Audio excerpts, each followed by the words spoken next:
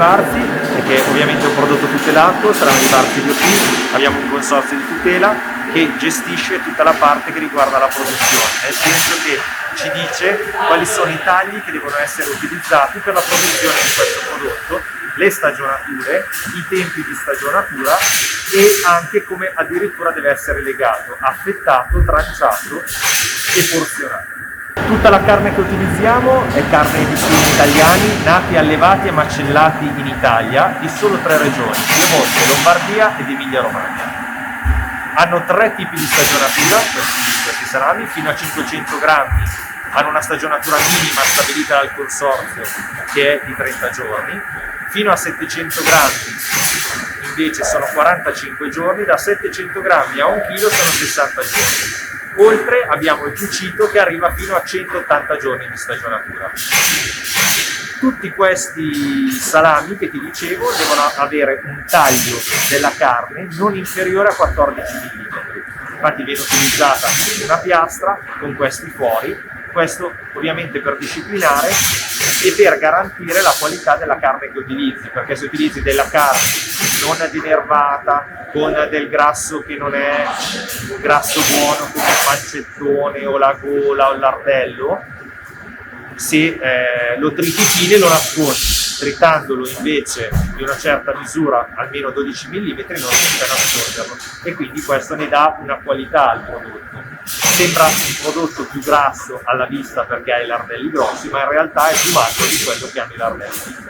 Durante la fase di preparazione dell'impasto si pesano le carni, iniziamo con questa prima macchina che è taglia carne, che serve per triturare pezzi di carne e trasformarli in un grosso spezzatino, poi la carne sale in quel nastro e va nel tritacarne.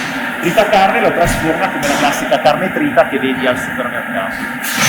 Sale poi da quell'altra parte, arriva sotto quell'imbuto dove vengono dosate i conservanti, il pepe, e alla fine del nastro invece viene dosato il rosso con il infuso d'acqua. Questo lo facciamo ancora a mano, come si faceva una volta, c'è l'operatore che prepara l'infuso, ci mette l'aglio, poi lo filtra e lo vuota sull'impasto mentre viene preparato nella macchina. Una volta che l'impasto è pronto, scende in questi carrelli che vedi qua, da qua finisce poi a ripesare nella cella impasto e ci resta almeno per 8 ore. Dopodiché si inizia la fase di produzione vera e propria. Quindi si riprendono i carrelli, vengono portati verso le macchine insaccatrici, vengono ribaltati all'interno di questi imbuti più grandi e si inizia la fase che vediamo in là dei 2 operatori. Tutta la parte di insacco viene effettuata con budello di suino, tutti i budelli naturali e di suino, principalmente pelato di scrofa. Questo perché ha uno spessore e una resistenza maggiore in modo tale che ci permette di portare il prodotto a una stagionatura un po' più lunga.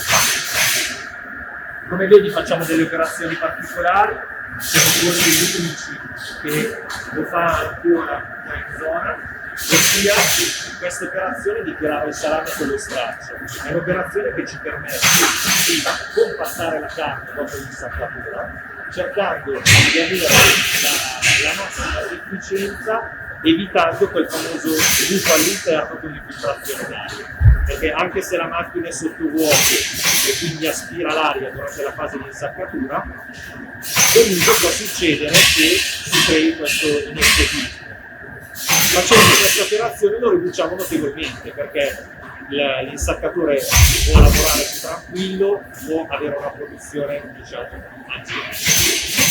Dopodiché i prodotti vengono portati in queste ceste per comodità nostra, per crearsi uno stock di prodotto per poter effettuare la legatura. Da qua parte la fase di legatura, noi facciamo sia legatura manuale che legatura a macchina. In questo caso quello che stiamo vedendo è la legatura a macchina, quindi l'operatore inserisce i salami in questa macchina qua che forma il reticolato di spago naturale.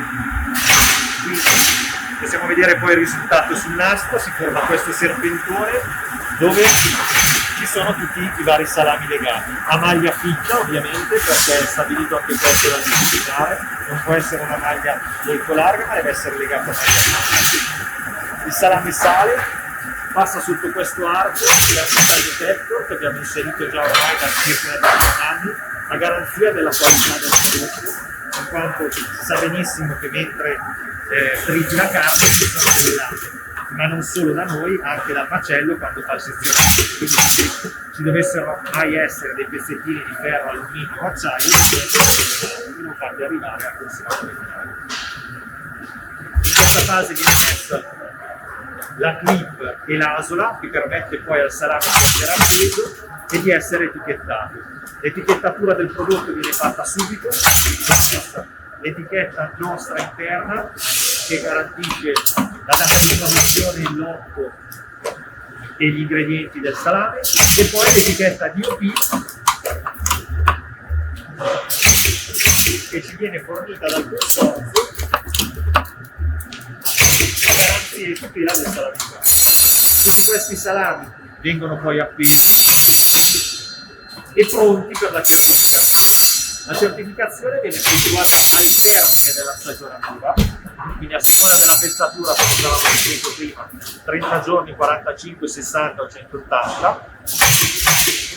Abbiamo un ispettore della CSQA che viene e verifica che tutte le fasi di produzione abbiano seguito il disciplinare TAR.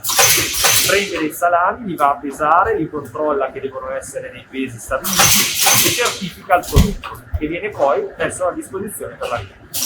Passiamo alla fase di asciugamento.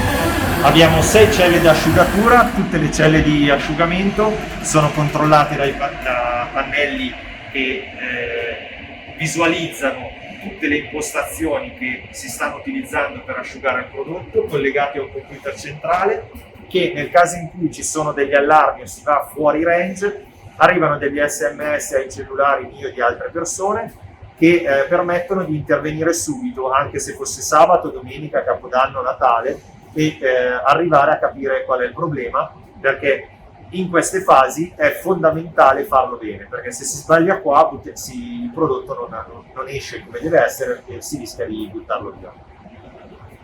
In queste stanze il salame ci rimane per circa 8 giorni, si parte con la prima fase dove il prodotto viene scaldato ed è la classica stufatura. In questa fase si crea la fermentazione del salame che va a distruggere i germi cattivi sostanzialmente.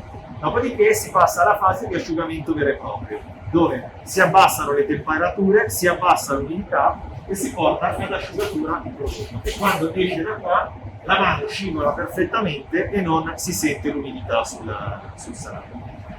Al termine degli 8 giorni, come abbiamo detto, viene spostato e si sposta nella fase di prestagionatura per noi, perché facciamo 3 fasi: asciugamento, prestagionatura e stagionatura finale.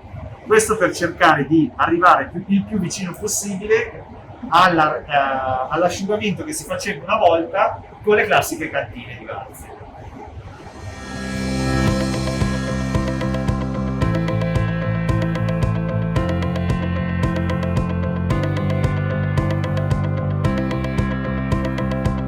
In questa fase, come puoi vedere, il prodotto ha già iniziato ad avere la sua piuma, la sua muffa è praticamente naturale, perché nel momento in cui costruisci lo stabilimento viene scelta una muffa, noi abbiamo scelto questa qua abbastanza bianca, dopodiché si rinnova automaticamente e il prodotto mano a mano che stagiona prende la sua muffa e i suoi aromi tipici della zona.